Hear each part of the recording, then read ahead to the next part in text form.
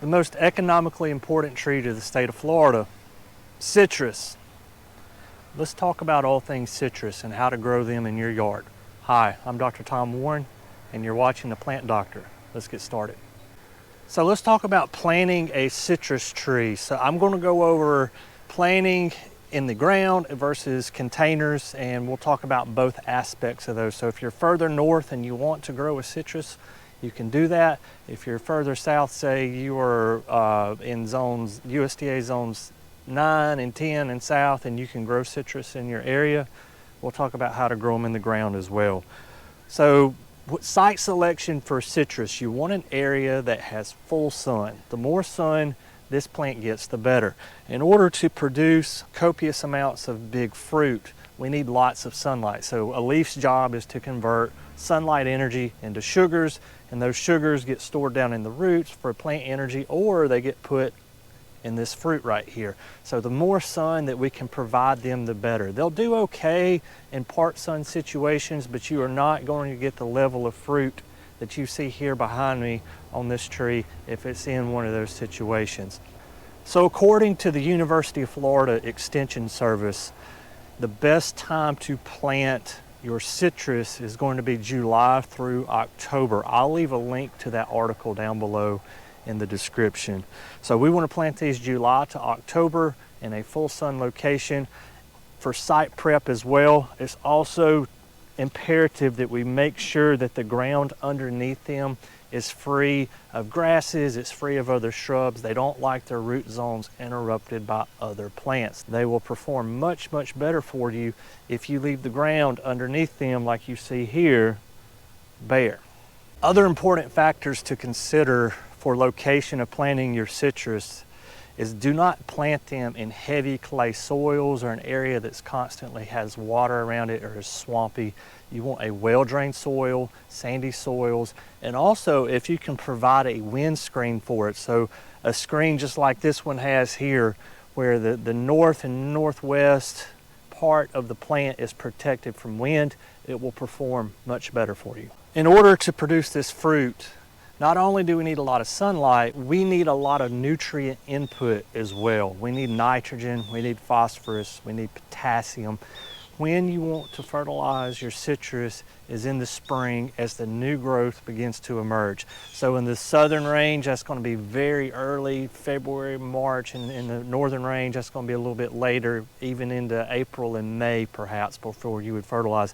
But as you see the new growth come out on the terminal ends, that's when you want to put down fertilizer. I would recommend a slow release fertilizer, a 90 or 120 day prill, and something that is equal blend, like a 10-10-10 or a 20-20. And what those will do is they will feed your plant for 90 days or 120 days, and you can do a supplemental feed after that. Say you put down a 90-day prill in the month of March. Well, that's going to give you March, April, May with nutrients. Well, you can come back out in May and put down some more. That's going to give you June, July, and August, and by that time, you're going to start to see some fruit. So citrus, they want to put on their fruit when it starts to cool off in the fall. It ripens throughout the fall and into the winter. So if we put down our fertilizer in that order, we start in the spring.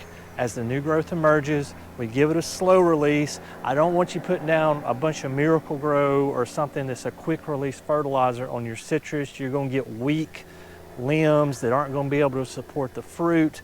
Citrus grows in an area where we tend to have a lot of storms and hurricanes. We do not want weak branch structure. We don't want to put on a ton of new growth, like 2 to 3 feet of new growth, and it's just real flimsy. Use those slow release products, give it a constant feed. Your tree will be much stronger and you'll get much better fruit because of it. You can prune citrus after you've harvested the fruit. So depending on the species, it could be as early as October, November, or it could be as late as in January, February. But after it fruits, but before the new growth comes out, you can come in and prune these trees. Naturally, they want to be a shrub. So if you want to limb them up a little bit like this one is, you just cut the bottom limbs off and limb it up. What I'm looking for when I prune a citrus tree is a couple of things. I'm looking for dead branches. I want to cut those out. I'm looking for branches that cross, because here again, these grow very close to ocean areas. We get a lot of breeze, we get a lot of storms, and when those winds kick up, those branches would rub back and forth against each other, rubbing the bark off and exposing the cambium layer of the plant.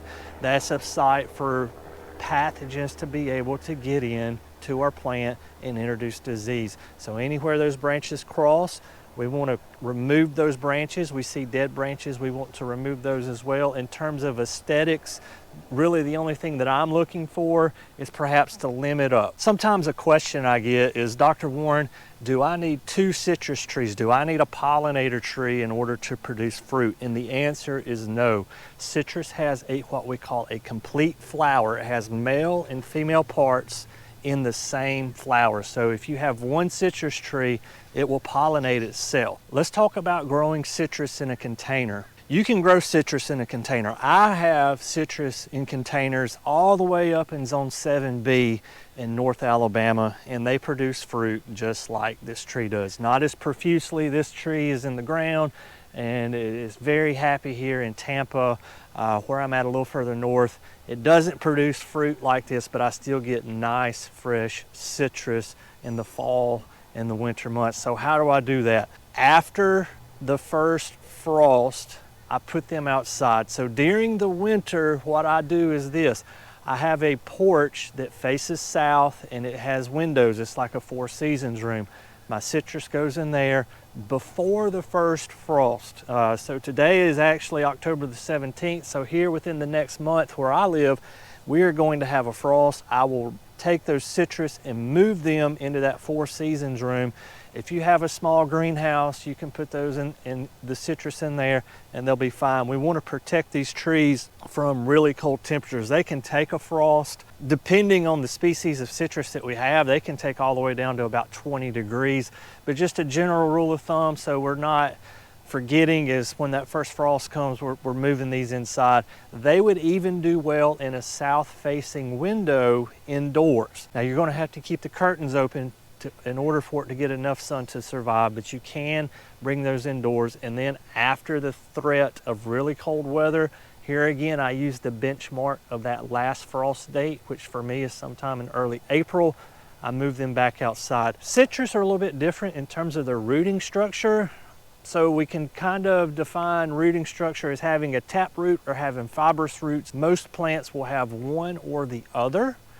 So citrus kind of has both. So if you see a root that's trying to grow out the bottom of your pot, you can root prune citrus. It's going to be just fine, but that's just the taproot going downwards.